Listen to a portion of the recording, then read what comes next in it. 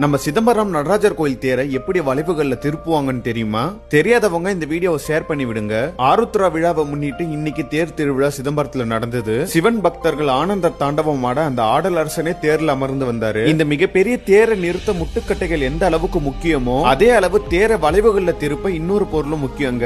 அதுதான் உலுக்கை மரம். இந்த உலுக்கை மரம் தேரோட பின் சக்கரத்துல இரண்டு பக்கத்திலயும் இணைக்கப்பட்டிருக்கும். அதை படிக்கட்டுகள் போல செஞ்சு வச்சிருப்பாங்க. நடராஜர் கோயில் தேரை மொத்தம் 4 இடங்கள்ல திருப்பணும். அப்போலாம் இந்த உலுக்கை மரத்தை பயன்படுத்துவாங்க. வளைக்க வேண்டிய இடத்துல உலுக்கை மரத்தை எடுத்து பின் சக்கரத்துல இது போல முட்டிடுவாங்க.